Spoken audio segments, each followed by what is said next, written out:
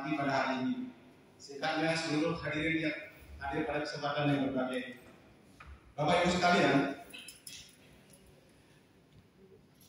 setelah kita mengetahui bahwa di era globalisasi ini kita menginjak pada masa lalu, Tolstoy seorang sastrawan sangat termasyhur dari Rusia pernah berucap dalam sebuah kesempatan. Beliau berbicara di hadapan podium, siapakah yang paling penting, apakah yang paling penting, di manakah yang paling penting. Dari kalimat itu bisa kita lepas dalam kesempatan ini. Yang paling penting pada saat ini adalah kita mengadakan acara pengukuhan DPN Kabupaten Lombok Utara yang kita banggakan yang sudah dilantik pada hari ini, sehingga acara kita berjalan dengan baik dan sukses. Yang kedua, pertanyaannya, siapakah yang paling penting? Yang paling penting pada saat ini adalah kita semua. Kenapa saya katakan kita semua yang paling penting? Karena kalau kita menurut dari belakang, dari zaman dahulu sampai yang akan datang, pada hari ini, hari tulis, pada jam hari ini juga kita duduk bersama-sama. Kalau kita bicara teknis, misalnya Bapak A duduk sebelah dengan Bapak B, itu tidak akan pernah terjadi pada kesempatan yang akan datang. Maka saya katakan hari ini adalah hari yang paling istimewa dan hari yang paling penting untuk kita semua, terutama pada pengurus DPN Kabupaten Lombok Utara.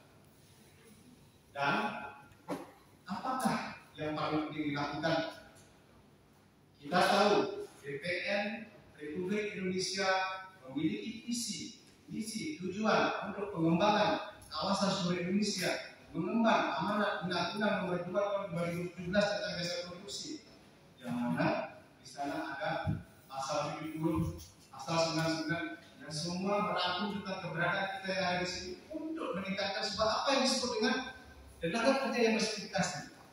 Oleh karena itu saya katakan kepada saudara sekalian, untuk kesempatan ini kita harus berbuat sesuatu khusus untuk di wilayah Kabupaten Lombok Utara. Apa itu? Yaitu bagaimana kita meningkatkan atau menjalankan amanat yang sudah disampaikan oleh DPR Republik Indonesia, yaitu ada 3. Yang pertama itu adalah DPR Republik Indonesia nanti bersama jajarannya, yang tentunya ada DPD, ada DPD tingkat kabupaten kota. Bagaimana anggota DPR yang ada di seluruh Indonesia memiliki sebuah perumahan yang ada dalam satu komunitas, sehingga dalam komunitas itu kita saling berinteraksi antar kita sesama tenaga kerja yang profesional, sehingga menjadi sebuah kekuatan, dan kekuatan itu kita akan bisa bergabung dengan semua belah pihak. Selanjutnya, yang kedua yaitu menyangkut masalah visi dari DPR Republik Indonesia adalah kita, terutama teman-teman yang ada di kabupaten, yang mana sebagai ujung tombak dari DPN, yaitu bagaimana caranya agar ketenaga kerjaan kita, khusus di bidang jasa konstruksi, agar memiliki sertifikat yang sekarang kita sebut dengan SKK, yang dulu kita sebut SKP maupun SKA. Itulah tujuan kita DPN di Kabupaten Lombok Utara. Ketika kita sebutnya Lombok Utara, bagaimana tenaga kerja yang ada di Lombok Utara bisa bersaing dengan memiliki sertifikasi tersebut. Dengan cara apa? Yaitu dengan cara kita mengadakan pelatihan. Tentunya modal penggerak ini adalah teman-teman kita yang baru dikumpulkan oleh Pak Wakil Bupati untuk merekrut tenaga kerja konstruksi, terutama tukang A, tukang B, tukang C, ada tukang tenaga batu, tukang kayu, ada tukang besi. Bahkan pelatihan pun pada saat kita lahir untuk menjadi seorang tukang pemuda, kita bisa angkat menjadi sebuah tukang nantinya untuk bergabung di Dewan Pertukangan Nasional.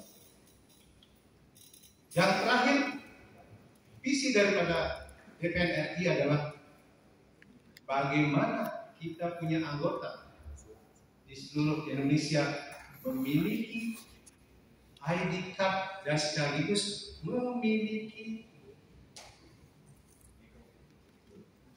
interaksi koordinat antara beberapa belah, sehingga di seluruh Indonesia ini antara tukang MOG yang ada di Lombok Utara, mungkin yang ada di Papua bisa berinteraksi.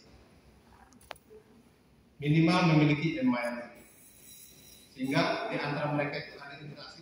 Apa tujuannya? Dengan adanya interaksi ini, secara otomatis mereka akan mengetahui kelemahan, kekurangan, atau kelebihan masing-masing daerahnya. Tentunya di sini ada interaksi untuk berkolaborasi, bagaimana meningkatkan kompetensi tenaga kerja tukang yang ada di wilayah masing-masing. Bapak Ibu sekalian, tenaga kerja kita yang bernama DPN ini, kita ketahui bahwa di Indonesia ini ada 8.100.000 tenaga kerja khusus di bidang jasa konstruksi. Dari 8.100.000 itu hanya 790, hampir mendekati 800.000 sekarang tahun 2022 bersertifikat, baik itu sertifikat SKA maupun SKP yang kita sebut sekarang dengan Undang-Undang 2 tahun 2017, yang mana ada PP-nya 14 tahun 2022 yang kita sebut dengan SKK, sertifikasi kompetensi kerja. Itu jadi kasar. Dilihat dari situasi seperti itu, bayangkan lagi berapa tukang, berapa tenaga kerja yang harus kita sertifikasi. Inilah tujuan daripada dibentuknya DPN, agar teman-teman kita, khususnya yang ada di wilayah Lombok Utara ini, bisa menjalankan amanat ini untuk berkolaborasi dengan pemerintah setempat, berkolaborasi dengan stakeholder yang ada di wilayah Kabupaten Lombok Utara dalam meningkatkan kompetensi sertifikasi tenaga kerja yang ada di Kabupaten Lombok Utara.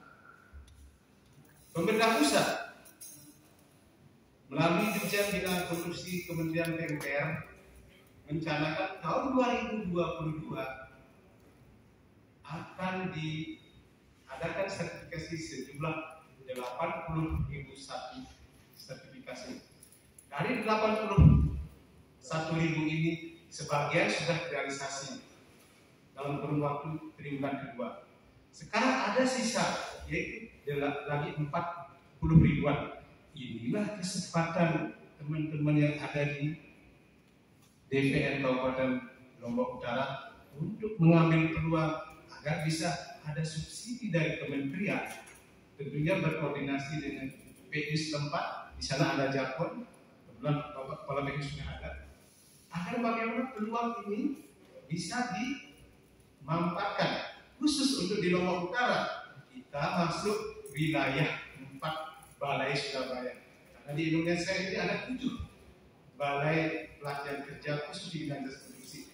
Wilayah 1 meliputi Sumatera, dan khusus kita mengenai di NTB, khususnya Lombok Utara ini adalah berada di wilayah 4 balai jasa konstruksi yang bermarkas di Surabaya.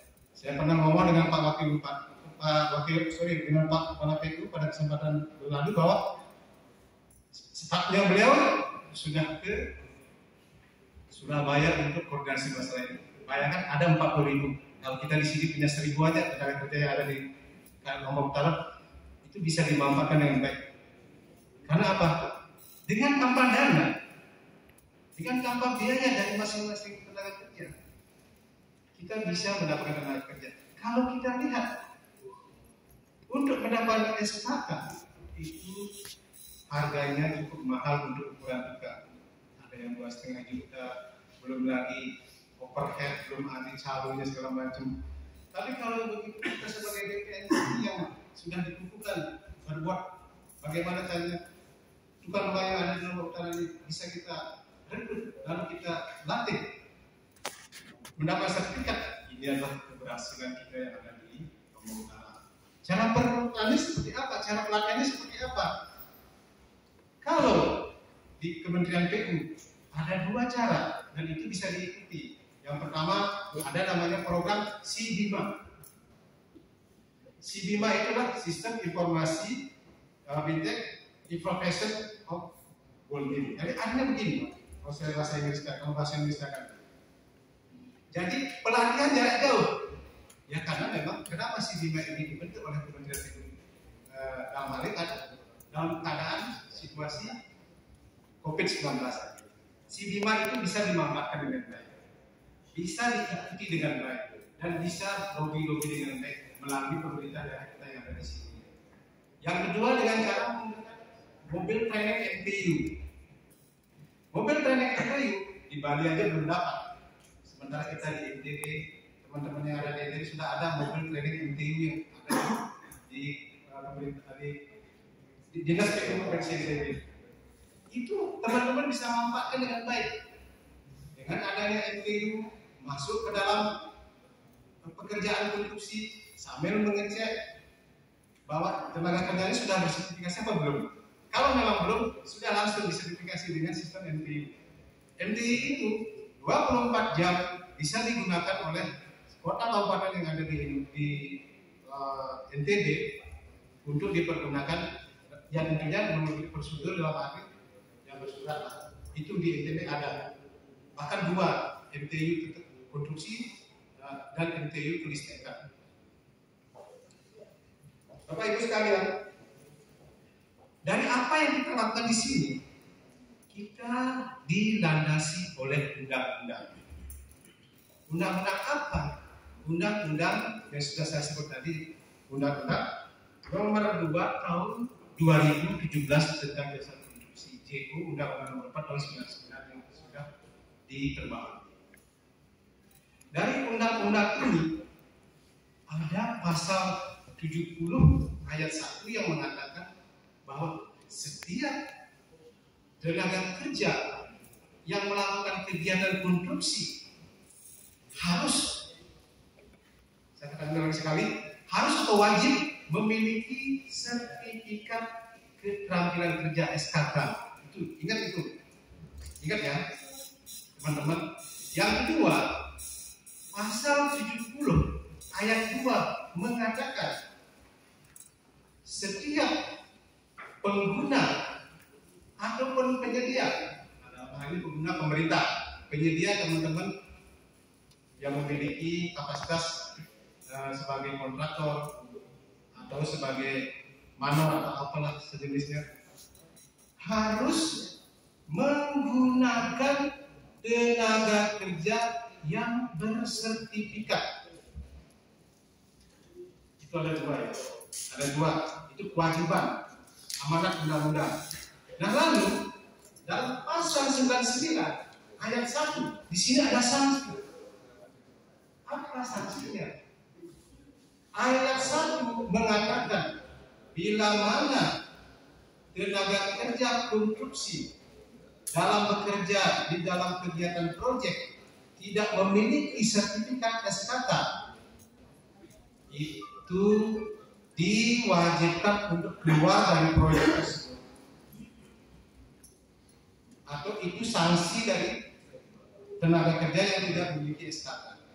Terus berikutnya pasal 99 ayat 2 mengatakan baik penyedia maupun pengguna harus menggunakan tenaga kerja yang memiliki SKK. Bahasa sini harus. Kalau tidak, di sana ada sanksi. Ada sanksi administrasi, ada sanksi blacklist khusus untuk penyedia. Kalau pengguna mungkin sanksi administrasi. Lalu ada teguran secara resmi, bahkan sampai ada kena denda. Jadi kalau misalnya ada tenaga kerja konstruksi atau pengguna maupun penyedia tidak menggunakan tenaga kerja yang tidak memiliki SKK, di sini sudah ada sanksinya sesuai dengan Undang-Undang Nomor 2 Tahun 2017 Pasal 99 Ayat 2. Dari kalimat yang saya sampaikan tadi, apa artinya? Artinya, Bapak sekalian, sebagai pengemban amanat pengurus DPN Kabupaten Lombok Utara memiliki bergaining position yang sangat strategis dengan adanya undang-undang ini, karena memiliki juris formil, apalagi juris material sudah pasti. Nah, oleh karena itu, walaupun undang-undang ini sudah diterapkan di dalam peraturan pemerintah nomor 22 tahun 2020 yang diperbaharui dengan peraturan pemerintah nomor 14 tahun 2021 kemarin, yang mana di sana ada sanksi segala macam, karena ini adalah hal yang baru, tentunya harus dengan berbagai hal informasi dilakukan dengan cara sosialisasi. Karena apa? Kalau ini misalnya diterapkan secara utuh, mungkin masyarakat jasa konstruksi belum siap seutuhnya. Siapa yang membuat belum siap? Ya kita, masyarakat jasa konstruksi. Oleh karena itu saya katakan pada kesempatan ini, kalau ingin undang-undang ini dilaksanakan dengan baik, dilaksanakan dengan semestinya, kita BPN khususnya yang ada di undang-undang juga harus siap. Kalau tidak siap, bagaimana pemerintah bisa mensukseskan pembangunan? Nah, di sana letak pertanyaannya. Nah, kalau kita nanti sudah siap, ya kita patut menagih janji kepada pemerintah, karena memang ada landasan undang-undangnya bahwa setiap pelaksanaan kegiatan jasa konstruksi harus menggunakan SKK, baik itu tenaga ahli maupun tenaga terampil. Bapak Ibu sekalian, dari informasi yang saya sampaikan mudah-mudahan ada manfaatnya. Semoga nanti apa yang sudah dilakukan ini akan berfaedah untuk khususnya pengembangan wilayah Kabupaten Lombok Utara, khusus di bidang jasa konstruksi. Yang perlu saya informasikan kepada Bapak sekalian,